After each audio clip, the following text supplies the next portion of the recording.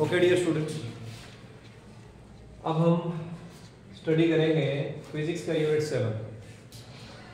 आपको मैंने पहले भी बताया है कि हमारे सिलेबस में टोटल 10 यूनिट्स हैं।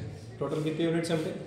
10 यूनिट्स हैं। इस बार के सिलेबस से एक यूनिट को हटाया गया है, टोटल 9 यूनिट्स को सिलेबस में रखा गया है। तो हम unit 7 dual nature of radiation and matter इसको स्टडी करेंगे। ऑप्टिक्स तक हम पढ़ चुके हैं। ऑप्टिक्स में भी हमने एक चीज पढ़ी थी कि जो लाइट है वो ड्यूअल नेचर की है ना। रे ऑप्टिक्स में हमने स्टडी किया कि लाइट जो है वो पार्टिकल नेचर की तरह बिहेव करती है। वेव ऑप्टिक्स में हमने समझा कि लाइट जो है वो वेव की तरह बिहेव करती है। रिफ्लेक्शन और रिफ्रैक्शन ऐसे फिनोमिना थे जो लाइट को वेव और पार्टिकल दोनों मान के प्रूव किए जा सकते हैं। इसी प्रकार से ये जो चैप्टर है बेटे, ये लाइट के पार्टिकल नेचर पर बेस है। लाइट के पार्टिकल नेचर पर बेस है। कई बार हमने क्लास में ये भी मैंने आप बच्चों को बताया है कि जो फिजिक्स है, जब आप हायर स्टडीज में जाते हो, बड़ी क्लासेस में फिजिक्स अगर आप पढ़ते हो, मान लीजिए अगर आप आगे एमएससी फिजिक्स वगैरह करते हैं, तो आपको फिजिक्स की कई स्पेशल ब्रांचेस को पढ़ने का मौका मिलेगा। मान जैसे कि क्लासिकल फिजिक्स है, इलेक्ट्रोडायनेमिक्स है, थर्मोडायनेमिक्स को अलग से स्टडी करने का मौका मिलेगा, लेजर है, मॉडर्न फिजिक्स है, क्वांटम फिजिक्स है, मैथमेटिकल फिजिक्स है। ठीक है, तो अब ये जो पोर्शन है ना बेटे, जो हमारा 11th 12th का सिलेबस है, वो भी इसी प्रकार फिजिक्स के अलग अलग जो ब्रांचेज हैं उनसे थोड़ा थोड़ा उठाया गया है। तो क्वांटम फिजिक्स का ये हम स्टडी करने वाले हैं। आप इसे मॉडर्न फिजिक्स के अंदर भी काउंट कर सकते हैं, क्योंकि quantum physics is also a part of modern physics. Clear? चलिए, तो अब हम बात करने वाले हैं unit 7 dual nature of radiation and matter. तो इस चैप्टर को स्टार्ट करने में सबसे पहली जो हम बात करने वाले हैं बेटे, वो हम बातचीत करेंगे कि फोटो इलेक्ट्रिक इफेक्ट के ऊपर ये जो चैप्टर है वो टोटली बेस रहेगा। तो उससे भी पहले हम एक डेफिनेशन के साथ इस चैप्टर को शुरू करते हैं। Let us start this chapter with work function. Work function represented by phi naught. Represented by phi not.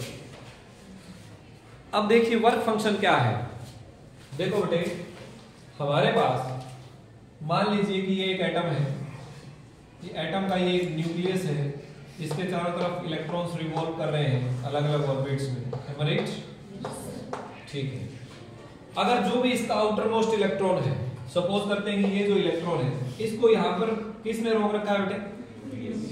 Nucleus के साथ में जो इलेक्ट्रोमैग्नेटिक फोर्स है, कूलम्स लॉ से जो हम फोर्स निकालते हैं, उसी अट्रैक्शन फोर्स की वजह से तो ये इसके चारों तरफ चक्कर काट रहा है। हाँ या ना बोलो? तो अगर हमें इस इलेक्ट्रॉन को यहां से निकालना हो, तो जितनी इसकी बाइंडिंग एनर्जी है, यानी जितनी एनर्जी से न्यूक्लियस के साथ बंधा हुआ है, यानी इसकी kinetic energy plus potential energy को अगर हम मिला ले, तो हमारे पास इसकी टोटल मैकेनिकल एनर्जी या बाइंडिंग एनर्जी आ जाएगी। अगर उतनी एनर्जी हम इस इलेक्ट्रॉन को दे दें, तो ये इलेक्ट्रॉन ये अपने एटम को छोड़ के बाहर निकल सकता है ना? हाँ या ना बोलो? ठीक है जी। और अगर उससे कम एनर्जी दें तो उससे कम एनर्जी दें तो निकलेगा क्या? नहीं। और उससे ज्यादा एनर्जी दें तो डेफिनेटली। ये कुछ ऐसा ही है। अगर हम मिलते जुलते एग्जांपल से समझने की कोशिश करें, मान लीजिए कि मैं एक न्यूक्लियस हूं और आप सब इलेक्ट्रॉन्स हो, मान लिया आपने सब। ठीक है, अब आप इस क्लासरूम से, क्लासरूम हमारा एटम का वॉल्यूम मान लिया हमने, इस एटम के वॉल्यूम से आप बाहर जा सकते हो क्या मेरी परमिशन के बगैर? नहीं जा सकते। तो जब तक न्यूक्लियस के साथ जिस बाइंडिंग एनर्जी से आप बंधे हुए हैं, वो बाइंडिंग एनर्जी के बराबर या उससे ज्यादा ना मिले तो आप बाहर नहीं जा सकते। मान लीजिए कि बाहर कोई टीचर आते हैं, सपोज करते हैं कि केमिस्ट्री वाले सर बाहर आके किसी बच्चे को बुलाते हैं, हाँ भाई इधर आओ, तो फिर आप जा सकते हैं। वो अलग बात है कि हम विद ड्यू रिस्पेक्ट पूछ के ही जाते हैं कि सर क्या मैं जाऊं। लेकिन जनरली ऐसा भी हो सकता है कि एक बच्चा बिना पूछे चला जाए, है ना, क्योंकि दूसरे टीचर ने बुलाया है, क्योंकि इक्वल अमाउंट ऑफ एनर्जी बाहर खींच रही है उसे। Am I right? और बाहर मान लेते हैं कि प्रिंसिपल सर आ जाते हैं, तो डेफिनेटली थोड़ी एनर्जी ज्यादा है, तो थोड़ा ज्यादा स्पीड से जा सकते हैं आप, है ना। तो ये डिपेंड करता है कि भाई कितनी एनर्जी आपको अट्रैक्ट कर रही है। How much energy is attracting you people. Am I right or not? ठीक है। तो इस प्रकार से वर्क फंक्शन क्या चीज है बेटे? वो कम से कम एनर्जी जो किसी इलेक्ट्रॉन को चाहिए अपने मेटल सरफेस को छोड़कर बाहर जाने के लिए। मेटल सरफेस कहीं अपने एटम को छोड़कर बाहर जाने के लिए कहीं, तो इट्स ओके। तो वर्क फंक्शन क्या होता है बेटे? कोई भी मेटल जो है उसका जो इलेक्ट्रॉन है, मेटल्स के अंदर इलेक्ट्रॉन्स, फ्री इलेक्ट्रॉन्स बहुत ज्यादा होते हैं ना, इलेक्ट्रॉन अपनी मेटल सरफेस को छोड़कर बाहर जाए, ऐसा करने के लिए उसे कम से कम कितनी एनर्जी चाहिए, उस एनर्जी को वर्क फंक्शन बोलते हैं। उस एनर्जी को क्या बोलते हैं? Work function. मुझे उम्मीद है कि डेफिनेशन आप अपने आप लिख लेंगे, यस और नो। तो आप डेफिनेशन लिखने में नहीं जा रहे हैं, आप डेफिनेशन सुनिए और समझिए। क्या डेफिनेशन है वर्क फंक्शन की? It is the minimum amount of energy which is required by an electron to emit from its metal surface. To emit from its metal surface. एक इलेक्ट्रॉन को अपने मेटल सरफेस को छोड़कर जाने के लिए कम से कम कितनी एनर्जी चाहिए, उसे हम क्या बोलते हैं बेटे? वर्क फंक्शन बोलते हैं। बताइए, कोई डाउट है? कहने का मतलब वर्क फंक्शन एनर्जी है। वर्क फंक्शन क्या है? एनर्जी है। इसका यूनिट क्या होना चाहिए फिर? जूल होना चाहिए। जूल ही है, लेकिन क्योंकि वर्क फंक्शन जो है ये बड़ी कम अमाउंट ऑफ एनर्जी होती है जनरली, तो इसलिए हम इसे इलेक्ट्रॉन वोल्ट में कंसीडर करते हैं। इसका जो यूनिट यूज करते हैं वो क्या है? Electron volt. तो चलिए बात करते हैं इलेक्ट्रॉन वोल्ट क्या है। सबसे पहले मैं आपको ये बताने जा रहा हूँ, what is electron volt. Electron volt is represented by EV. आप इसे इकट्ठा भी लिख सकते हैं, बीच में डैश लगाने की जरूरत नहीं है, मैं सिर्फ आपको समझाने के लिए इसे अलग किया है। EV means 1e multiplied by 1v। What does it mean? Charge of an electron 1 volt potential difference. 1 volt potential difference. ध्यान से सुने। मान लीजिए कि ये कोई मेटल सरफेस है, इसमें कोई एक इलेक्ट्रॉन है और इसको हमने 1 वोल्ट का पोटेंशियल डिफरेंस लगा दिया। क्या लगा दिया बेटे? यानी इसे 5 वोल्ट पर ले लिया, इसे 4 वोल्ट पर ले लिया, तो 1 वोल्ट का पोटेंशियल डिफरेंस आ गया ना। 1 वोल्ट का पोटेंशियल डिफरेंस दिया, इसकी वजह से इसकी काइनेटिक एनर्जी में कितना गेन हुआ? भाई ये पॉजिटिव की तरफ अट्रैक्ट होगा कि नहीं होगा? अट्रैक्ट होगा। स्पीड बढ़ेगी कि नहीं बढ़ेगी? बढ़ेगी। तो इसकी काइनेटिक एनर्जी बढ़ी कि नहीं बढ़ी? कितनी बढ़ी? That is known as 1 electron volt. एक इलेक्ट्रॉन की काइनेटिक एनर्जी कितनी बढ़े अगर इसे 1 वोल्ट के पोटेंशियल डिफरेंस से एक्सेलरेट करें, that is known as 1 electron volt. बोलो बेटे, कोई डाउट है? ठीक है। 1 इलेक्ट्रॉन के चार्ज की वैल्यू कितनी होती है बेटे? 1.6 × 10⁻⁻19 कूलम इनटू 1 वोल्ट। तो ये क्या आ जाता है? 1.6 × 10⁻⁻19 कूलम वोल्ट। और कूलम वोल्ट होता है बेटे जूल। तो 1.6 × 10⁻⁻19 जूल एक इलेक्ट्रॉन वोल्ट में होता है। यानी this is the relation between electron volt and joule. एक इलेक्ट्रॉन वोल्ट में कितने जूल होते हैं उससे हमें यहाँ से पता चलता है। बोलो, कोई दिक्कत है किसी को? Any doubt anybody? अच्छा ये बताओ मुझे, यहाँ से देखकर बता सकते हो क्या इलेक्ट्रॉन वोल्ट बड़ा है कि जूल बड़ा है? जूल बड़ा है। हाँ जी, कैसे पता चला? जूल बड़ा है कैसे पता चला? हाँ जी, देखो इधर, अगर ये 10⁻⁻19 है, इसको अगर इधर ले जाए तो 10⁻⁻19 आ जाएगा ना, into electron volts equal divided by 1.6। एक जूल में इतने होंगे तो 10⁻19 देखो कितना हो गया। एक के पीछे 19 जीरो लगाओ, फिर 1.6 से भाग करो, तो वो डेफिनेटली जूल बड़ा है। डेफिनेटली जूल बड़ा है। तो कई बार इस छोटी छोटी बातों के अंदर भी बच्चे कंफ्यूज हो जाते हैं, तो वो हमें आइडियाज होने चाहिए। चलिए ये बात हो गई बेटे। अभी हमने पढ़ा कि वर्क फंक्शन क्या होता है और साथ ही में हमने पढ़ा इलेक्ट्रॉन वोल्ट। वर्क फंक्शन जो है बेटे वो हर एक मेटल के लिए अलग अलग होगा। हर एक मेटल के लिए कैसे अलग अलग होगा मुझे बताइए। कोई भी जो एलिमेंट है, आपने केमिस्ट्री के अंदर 118 या उससे ज्यादा एलिमेंट्स पढ़े होंगे, हर एक एलिमेंट का एटॉमिक नंबर अलग अलग है। एटॉमिक नंबर अलग अलग होने का मतलब, अब जैसे मान लो हाइड्रोजन है, उसका एटॉमिक नंबर 1 है, इसका मतलब उसमें 1 इलेक्ट्रॉन है ना। अगर मान लीजिए किसी में 2 इलेक्ट्रॉन है, 4 इलेक्ट्रॉन है, 6, 8, 10, 12 इलेक्ट्रॉन है, तो हमने इलेक्ट्रॉनिक कॉन्फ़िगरेशन पढ़ा होगा। पहले वाले ऑर्बिट के अंदर 2 आ जाएंगे, फिर अगले में 18 आएंगे, फिर 8 आएंगे, फिर अगले में 18 आएंगे, ऐसे चलता जाएगा। अब मुझे एक बात बताओ, अगर किसी में 38 इलेक्ट्रॉन है, किसी में क्या है 38 इलेक्ट्रॉन, तो कैसे आएंगे वो? 2, 8, 18 से आएंगे। 28 है तो 2, 8, 18 पूरे हो जाएंगे। अब ये जो 18वां इलेक्ट्रॉन है, ये कहाँ होगा बेटे? तीसरे वाले में। पहले के अंदर 2 इलेक्ट्रॉन होंगे, फिर अगले में 8 इलेक्ट्रॉन होंगे, फिर अगले में 18 इलेक्ट्रॉन होंगे। हाँ यार, अब मुझे एक बात बताओ, सबसे कम एनर्जी से कौन सा इलेक्ट्रॉन बंधा हुआ है? सबसे बाहर वाला। अब मान लो इससे भी ज्यादा इलेक्ट्रॉन है तो वो और कम एनर्जी से बंधा हुआ होगा ना। तो हर एक मेटल जो है, क्योंकि उनका इलेक्ट्रॉनिक कॉन्फ़िगरेशन अलग अलग है, तो सारे जो आउटर मोस्ट इलेक्ट्रॉन्स हैं वो अलग अलग एनर्जी से न्यूक्लियस से बंधे हुए हैं और अलग अलग एनर्जी से बंधे हुए हैं। तो हर एक मेटल के आउटर मोस्ट इलेक्ट्रॉन को निकालने के लिए हमें अलग अलग एनर्जी देनी पड़ेगी। इसका मतलब ये हुआ कि अगर आप मेटल चेंज कर देंगे तो वर्क फंक्शन चेंज हो जाएगा। अगर आप मेटल चेंज कर देंगे तो वर्क फंक्शन चेंज हो जाएगा। सीजियम के लिए अलग वर्क फंक्शन है, प्लेटिनम के लिए अलग फंक्शन है, गोल्ड के लिए अलग वर्क फंक्शन है, सिल्वर के लिए अलग होगा, आयरन के लिए अलग होगा, निकल कोबाल्ट व्हाटएवर जो भी है उसके लिए, सबके लिए। कोई डाउट है इस बात में? तो वर्क फंक्शन किस बात पर डिपेंड करता है बेटे? नेचर ऑफ मटेरियल पे। किस पे डिपेंड करता है? नेचर ऑफ मटेरियल पे। अगर आप अलग मेटल लेंगे तो वर्क फंक्शन भी क्या होगा बेटे? डिफरेंट होगा। आगे बढ़ते हैं हम थोड़ा सा इलेक्ट्रॉन एमिशन की तरफ चलते हैं। हमारा नेक्स्ट टॉपिक है बेटे इलेक्ट्रॉन एमिशन। नेक्स्ट टॉपिक क्या है? Electron emission. किसी बच्चे को कोई बात ना समझ आए तो वो पूछ लेगा कि सर यहाँ से नहीं समझ आया, दोबारा बता दो। वैसे मुझे उम्मीद है कि आपको समझ आना चाहिए। इलेक्ट्रॉन एमिशन क्या है? एमिशन होता है बेटे निकलना। किसका? इलेक्ट्रॉन का। अभी भी हम वही बात कर रहे हैं।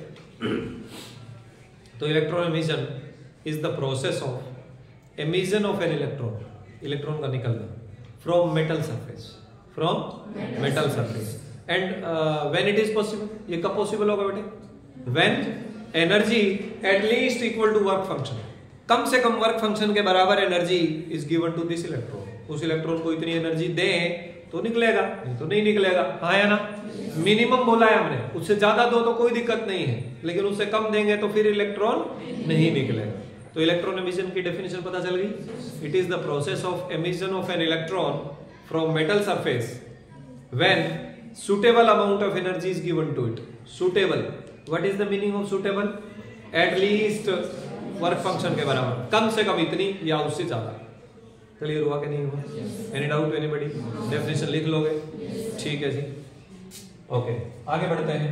अब टाइप्स ऑफ इलेक्ट्रॉन एमिशन की बात करते हैं बेटे। किसकी बात करते हैं? टाइप्स। कितने टाइप से हम इलेक्ट्रॉन्स को एमिट कर सकते हैं? देखिए एक बात तो क्लियर है कि आप किसी भी टाइप से इलेक्ट्रॉन को एमिट करें उसे एनर्जी तो देनी पड़ेगी। एनर्जी तो सबसे पहला टाइप है बेटे थर्मोआयनिक एमिशन। थर्मोआयनिक एमिशन। थर्मोआयनिक एमिशन क्या है? थर्मो वर्ड जहां कहीं भी यूज होता है, मैंने 11th क्लास में भी आप बच्चों को बताया था, इसका मतलब हम हीट से रिलेटेड कंसेप्ट की बात करेंगे। बताया था कि नहीं बताया? अच्छा नहीं बताया हो तो क्या आप ये बोले कि नो सर नहीं बताया है? अच्छा बताओ, बताया था कि नहीं बताया था? चलो अच्छी बात है। याद है क्या? थर्मोडायनेमिक्स अभी भी बता सकते हो? 0th law of thermodynamics first second बता सकते हो? हाँ नहीं तो फिर क्या बताया? चलिए कोई बात नहीं। थर्मो वर्ड जहां कहीं भी आ जाए बेटे, इसका मतलब हम कौन से कंसेप्ट की बात कर रहे हैं? हीट से रिलेटेड कंसेप्ट की बात कर रहे हैं। अब हमने एक बात, दो बातें तो यहाँ पर बिल्कुल क्लियर है। नंबर एक तो ये कि इलेक्ट्रॉन निकालना है, नंबर दो ये कि कम से कम इतनी एनर्जी देनी पड़ेगी। इसका मतलब अगर वो एनर्जी हीट के माध्यम से दी जाए तो एमिशन के प्रोसेस को थर्मोआयनिक एमिशन बोलते हैं। अगर दी गई एनर्जी हीट है, हीट की फॉर्म में दी गई है, तो फिर इस प्रोसेस को क्या बोलेंगे बेटे?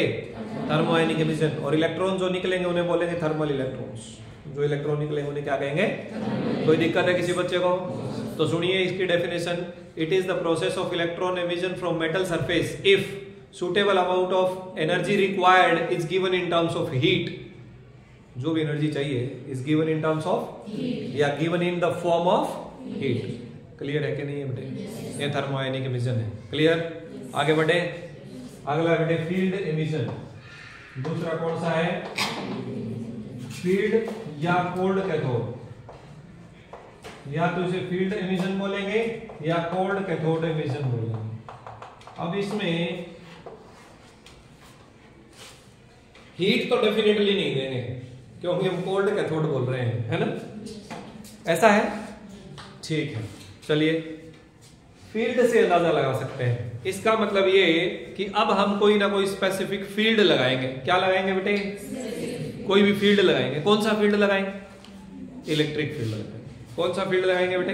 Electric field. भाई इलेक्ट्रिक फील्ड अगर हम लगाएंगे तो इलेक्ट्रिक फील्ड की जो पॉजिटिव पोलैरिटी है, जनरल इलेक्ट्रिक फील्ड लगाने के लिए हम एक पॉजिटिव प्लेट एक नेगेटिव प्लेट लेते हैं ना बेटे, उसके बीच में मान लीजिए एक कोई मेटल सरफेस रख दिया आपने, तो जो पॉजिटिव टर्मिनल है वो इलेक्ट्रॉन को अपनी तरफ खींचेगा कि नहीं खींचेगा?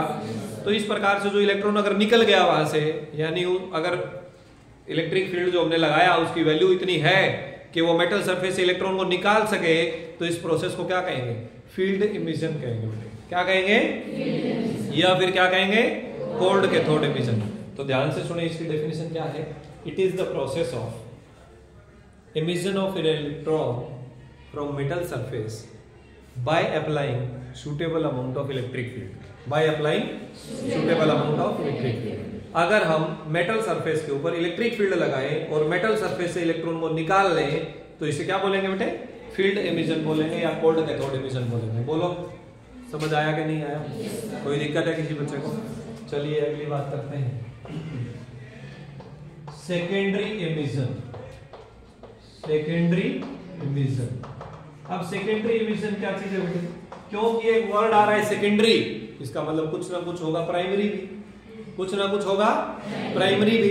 अब क्योंकि एमिशन इलेक्ट्रॉन का हो रहा है तो जो इलेक्ट्रॉन निकलेंगे वो सेकेंडरी इलेक्ट्रॉन्स हैं, इसका मतलब कोई प्राइमरी इलेक्ट्रॉन होने चाहिए। कोई कौन होने चाहिए? Primary electron. अब प्राइमरी इलेक्ट्रॉन क्या है बेटे? कोई एक इलेक्ट्रॉन आएगा जिसमें एनर्जी होगी कम से कम वर्क फंक्शन के बराबर या उससे ज्यादा, और वो टकराएगा इलेक्ट्रॉन से मेटल सरफेस से। किससे टकराएगा बेटे? मेटल सरफेस से। और मेटल सरफेस में से इलेक्ट्रॉन उस इलेक्ट्रॉन से एनर्जी अब्सॉर्ब कर लेगा और वो इलेक्ट्रॉन बाहर निकल जाएगा। इस टाइप के प्रोसेस को क्या बोलते हैं? Secondary emission. तो ध्यान से सुने पहले तो इसकी डेफिनेशन।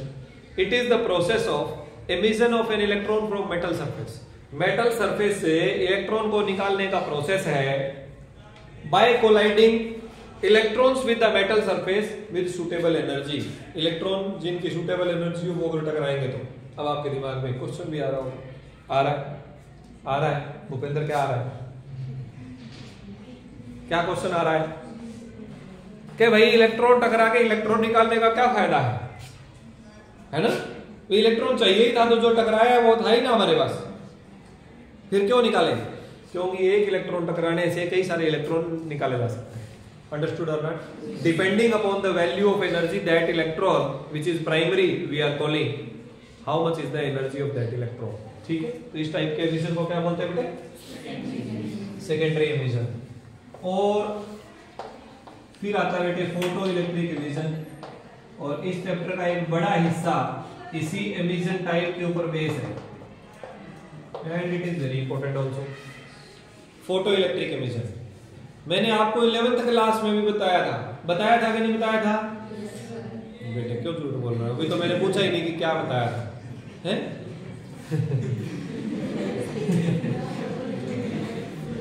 मैंने बताया था कि फोटो वर्ड जहां कहीं भी आ जाए इसका मतलब related to light we are going to study, related to light we are going to, कुछ भी बुलवा लो तुम लोगों। फोटो का मतलब बेटे अपन बोलते हैं ना फोटो खींचो। अब बताओ अंधेरे में फोटो खींची जा सकती है क्या? लाइट होगी तभी खींची जाएगी ना। फोटो वर्ड जहां कहीं भी आ जाए इसका मतलब आप कुछ ना कुछ रिलेटेड टू लाइट कंसेप्ट पढ़ने वाले हैं, उसकी बात करने वाले हैं, उसका यूज करने वाले हैं। तो फोटो इलेक्ट्रिक एमिशन का मतलब ये है बेटे कि लाइट का यूज करके इलेक्ट्रॉन को निकालना, लाइट का यूज करके इलेक्ट्रॉन को निकालना। अब इलेक्ट्रॉन तो निकलेगा जब उसे क्या देंगे? वर्क फंक्शन के बराबर एनर्जी, वर्क फंक्शन के बराबर या उससे ज्यादा एनर्जी देंगे तब निकलेगा। अब अगर हम मेटल सरफेस, ये मान लीजिए कोई मेटल है, इसकी सरफेस के ऊपर लाइट टकराए, लाइट टकराने का मतलब लाइट गिराना, जैसे अभी सनलाइट आ रही है हम सब के ऊपर गिर रही है, इधर मेटल वाला दरवाजा इसके ऊपर भी गिर रही है ना। अगर इसकी जो एनर्जी है वो सूटेबल हो कि इसके अंदर से इलेक्ट्रॉन को निकाल सके तो इस प्रोसेस को हम क्या बोलेंगे बेटे? फोटो इलेक्ट्रिक एमिशन बोलेंगे। क्या बोलेंगे? फोटो इलेक्ट्रिक एमिशन बोलेंगे। तो फोटो इलेक्ट्रिक एमिशन क्या होता है? It is the process of emission of an electron from metal surface by providing energy by means of light falling on the surface of suitable frequency. ये जो light गिरेगी बेटे इसकी फ्रीक्वेंसी सुटेबल होनी चाहिए, क्योंकि फ्रीक्वेंसी से पता चलेगा कि इसकी एनर्जी कितनी है, और वो एनर्जी अगर वर्क फंक्शन के बराबर या उससे ज्यादा होगी तो इलेक्ट्रॉन निकल जाएगा। तो ये प्रोसेस क्या है? It is the process of electron emission by means of light falling on the surface with suitable frequency या सुटेबल एनर्जी। एक ही बात है, आप कह सकते हैं। बोलो बच्चे, बात समझ आई क्या नहीं आई? तो ये था बेटे photo electric emission. Photo electric emission के बाद में, अच्छा पहले ये बताओ ये चारों टाइप के एमिशन समझ आए कि नहीं है? कोई दिक्कत है किसी बच्चे को? कौन कौन से टाइप के एमिशन पढ़े बेटे हमने? थर्मोआयनिक एमिशन, एनर्जी हीट के टर्म्स में दी हमने। फील्ड एमिशन, इलेक्ट्रिक फील्ड लगाकर एनर्जी दी। सेकेंडरी एमिशन, इलेक्ट्रॉन टकराए। फोटो इलेक्ट्रिक इमिशन में लाइट गिरी सरफेस पे। क्लियर हुआ? अब आप कहेंगे सर ये जो हमारा लोहे का दरवाजा है इसके ऊपर भी तो लाइट गिर रही है, तो क्या इसमें से इलेक्ट्रॉन निकल रहे हैं? नहीं निकल रहे। क्या इसमें से इलेक्ट्रॉन निकल रहे हैं? नहीं निकल रहे। अब आप कहेंगे जी फोटो इलेक्ट्रिक इमिशन तो हो नहीं रहा, कहो कैसे होगा? क्योंकि लाइट की एनर्जी सुटेबल नहीं है, लाइट की एनर्जी सुटेबल नहीं है। और इलेक्ट्रॉन निकालने के लिए भी हमें क्या चाहिए? हमें साथ में एक एक्सटर्नल सर्किट चाहिए बेटे, जो इलेक्ट्रॉन निकलेगा वो बाहरी सर्किट के अंदर चले। तो अभी हम थोड़ी देर के बाद में एक सर्किट की भी स्टडी करेंगे, लेकिन उससे पहले इस चैप्टर के बेस में जाने वाले हैं हम। कहां जाने वाले हैं? बेस में। और बेस का नाम है बेटे फोटोन। बेस का नाम क्या है? फोटोन। अब एक फोटोन क्या चीज है वो सुनो। What is a photon? Photon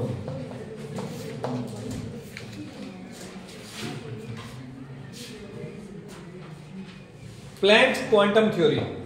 Planck's quantum theory. Planck was the name of a scientist. पहले इस क्वांटम थ्योरी से पहले क्लासिकल वेव थ्योरी चलती थी। वो क्या है वो थोड़ी देर बाद में बात करेंगे, क्योंकि वो फेल हो गई तो उसकी ज्यादा डिटेल में बात करने की जरूरत नहीं है। जो प्रेजेंट थ्योरी है वो कैसे ठीक है और जो पास्ट थ्योरी थी वो कैसे फेल हुई, जब कंपैरिजन की बात करें तो 2-4 पॉइंट उसके बताएंगे। ठीक है? तो जो प्लैंक्स क्वांटम थ्योरी है उसने हमें बताया कि भाई जो लाइट है ना वो पैकेट्स के अंदर हमें मिलती है। किस में मिलती है? पैकेट्स में। यानी ये जो सन से भी लाइट आ रही है जिसकी हमें बड़ी जरूरत महसूस हो रही है इस ठंड के मौसम में, हाथों को उंगलियों को फील हो रहा है ना भाई थोड़ी सनलाइट मिल जाए, तो एक्चुअल में क्या होगा? सन ऐसे करेगा, ले भाई भूपेंद्र ये एक पैकेट एनर्जी का तू ले भाई एक पैकेट मोहित तू ले, किरण एक पैकेट एनर्जी का तू ले, है ना? वो जो एक पैकेट है ना बेटे उसे फोटोन बोलते हैं। उसे एक पैकेट को क्या बोलते हैं? फोटोन बोलते हैं। यानी ये जो हमें लाइट मिल रही है, आप लोगों को ये लग रहा होगा कि ये कंटिन्यूअस है। कंटिन्यूअस का मतलब जिसके बीच में कोई ब्रेक नहीं है ना? मतलब टुकड़े नहीं है, जिसके रेगुलर फॉर्म में हमें मिल रही है, हाँ या ना? लेकिन एक्चुअल में ऐसा नहीं है। एक्चुअल में प्लैंक्स क्वांटम थ्योरी ने हमें बताया कि जो लाइट हमें मिलती है किसी भी सोर्स से, चाहे वो सन से मिल रही हो, चाहे वो ऊपर ट्यूबलाइट जल रही हो उससे मिल रही हो, लाइट आती है बेटे पैकेट्स में। सबसे छोटा जो पैकेट होता है लाइट का उसे हम बोलते हैं फोटोन। उसे हम क्या बोलते हैं? फोटोन। तो फोटोन क्या है बेटे? इट इज द पैकेट और bundle of energy. It is the packet और bundle of energy, smallest packet we can say. And energy of the photon depends upon frequency of light. Energy of photon depends upon frequency of light. तो जो सबसे छोटा packet है जिसे हमने photon बोला है उसकी एनर्जी होती है बेटे E is equal to h nu। उसकी एनर्जी कितनी होती है? E is equal to h nu। अब E क्या है? Energy of photon. H क्या है? H क्या है? Planck's constant. H क्या है बेटे? Planck's constant. और nu क्या है? फ्रीक्वेंसी। H है बेटे प्लैंक्स कांस्टेंट। प्लैंक्स कांस्टेंट की वैल्यू बताओ शाबाश। 6.63 into 10 raised to power -34 joule second. Joule second. बोलो बच्चे बात समझ आई कि नहीं? कोई डाउट है किसी बच्चे को? ठीक है। और न्यू क्या है बेटे? फ्रीक्वेंसी ऑफ लाइट यूज्ड या फ्रीक्वेंसी ऑफ लाइट। क्लियर हुआ कि नहीं हुआ? तो इसका मतलब ये हुआ कि हमारे पास जो फोटोन है उसकी एनर्जी फ्रीक्वेंसी पर डिपेंड करती है, क्योंकि प्लैंक्स कांस्टेंट तो यूनिवर्सल कांस्टेंट है बेटे, तो चेंज होता नहीं है कभी। यूनिवर्सल कांस्टेंट क्या होता है बेटे? जिनकी वैल्यू कभी भी किसी भी सिचुएशन में चेंज ना हो, जैसे ग्रेविटेशनल कांस्टेंट, प्लैंक्स कांस्टेंट, ये यूनिवर्सल कांस्टेंट है, इसकी वैल्यू तो फिक्स है। तो यहाँ पर चेंज कौन हो सकता है? फ्रीक्वेंसी। अगर हम लाइट की फ्रीक्वेंसी चेंज कर दें तो एनर्जी भी चेंज हो जाए। क्लियर हुआ कि नहीं हुआ? इसका मतलब अगर आप रेडियो वेव्स लेंगे तो उसकी अलग एनर्जी होगी, माइक्रोवेव्स लेंगे तो अलग होगी, अल्ट्रावायलेट लेंगे तो अलग होगी, विजिबल लाइट की अलग होगी, हाँ या ना? बोलो बच्चे। ठीक है। तो फोटोन क्या होता है बेटे? Packet of energy. और उसके अंदर कितनी एनर्जी होती है एक पैकेट में? h nu के बराबर। कितनी एनर्जी होती है? h nu के बराबर। तो हम जो एनर्जी हमें मिलती है इसका मतलब हमें वो बहुत सारे पैकेट्स में मिलती है। एक packet, 2 packet, 4 packet, 10 packet, 1000 packet, lakh, crore, अरबों, जितने भी चाहिए। अंडरस्टूड और नॉट? कोई दिक्कत किसी बच्चे को? ठीक है बेटे, तो ये होता है हमारे पास फोटोन। क्या होता है? फोटोन। फोटोन की क्या डेफिनेशन है बेटे? It is the smallest packet of light energy. It is the smallest packet of light energy having energy equal to h nu, where h is Planck's constant and nu is frequency. Nu is frequency. अब इस photon की 2-4 important बातें और कर लेते हैं। Photon का rest mass 0 होता है बेटे। फोटोन का रेस्ट मास क्या होता है? 0। क्या मतलब? मतलब ये कि जब ये रुक जाता है ना तो इसका मास 0 हो जाता है। कहने का इसका मीनिंग ये है कि ये कभी रुकता नहीं है। It does not exist at rest. It does not exist at rest. तो लाइट कभी भी रेस्ट में एग्जिस्ट नहीं करती। कहने का मतलब ये है कि सन से जो लाइट आ रही है, जो हमारी बॉडी पर गिर रही है, तो ऐसे नहीं कि एक फोटोन आया और इधर कंधे पर चिपक के रुक गया, ले भाई इधर ही रुकते हैं। अंडरस्टूड और नॉट? लाइट फोटोन्स में आ रही है, फोटोन का रेस्ट मास 0 है। कहने का मतलब फोटोन रेस्ट में कभी होता ही नहीं है। इट मींस लाइट कभी रेस्ट में नहीं होती है। क्लियर हो? अच्छा ये बताओ फोटोन की स्पीड क्या होगी? What will be speed of photon? Speed of light definitely. Photon है तो लाइट ही ना बेटे, ठीक है। तो इसकी स्पीड क्या होगी बेटे? स्पीड ऑफ लाइट के बराबर, यानी c यानी 3 × 10⁸ मीटर पर सेकंड। कोई डाउट है? ठीक है जी। एनर्जी आपको पहले ही बता दिया है। फोटोन का मोमेंटम कितना होगा बेटे? मोमेंटम होगा इसका मास इंटू स्पीड। यही तो फार्मूला होता है ना बेटे मोमेंटम का, मास इंटू वेलोसिटी या मास इंटू स्पीड। स्पीड इसकी c है तो मोमेंटम कितना होगा? mc। अब आपको मास तो 0 है, कहोगे ना? तो मोमेंटम कितना हुआ? कहो फिर कि 0।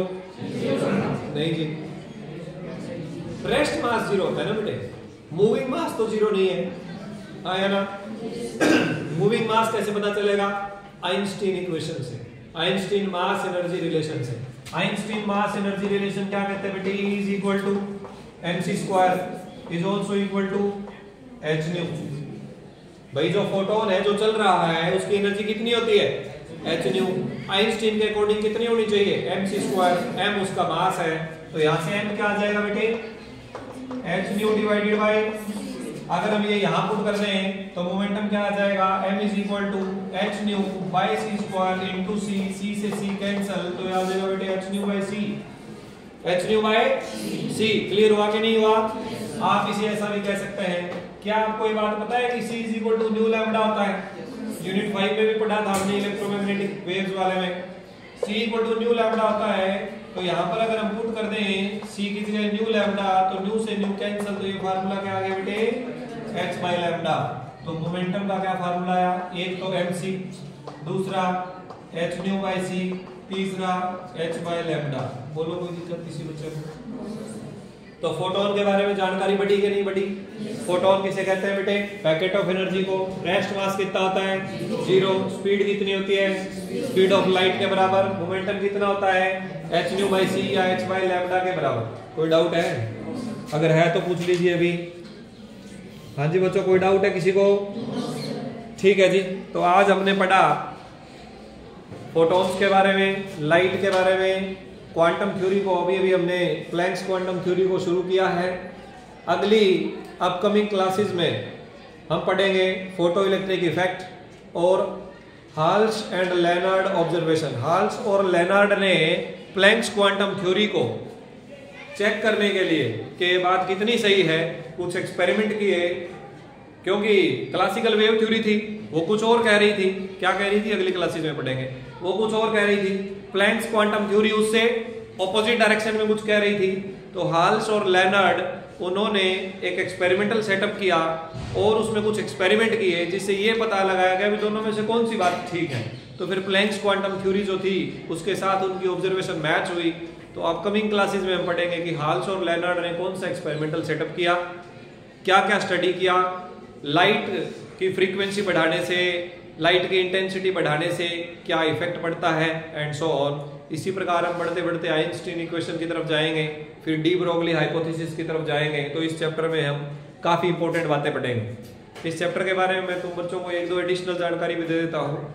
ये चैप्टर हमारे बोर्ड मार्क्स के अकॉर्डिंगली नॉर्मली 4 या 5 नंबर का आता है, 3 से लेकर 5 नंबर के बीच में। तो कंपैरेटिव अदर चैप्टर्स ये थोड़ा कम नंबरों में आता है, लेकिन क्योंकि जैसा कि हमने कहा हमारे लिए तो हर एक सिंगल मार्क्स इंपॉर्टेंट है, तो इसलिए हमारे लिए ये चैप्टर भी इंपॉर्टेंट है। दूसरी बात ये क्योंकि ये मॉडर्न फिजिक्स का है और ये बहुत ही इंटरेस्टिंग चैप्टर है, आप बच्चों का इंटरेस्ट बनेगा इसमें और समझने में मजा आएगा।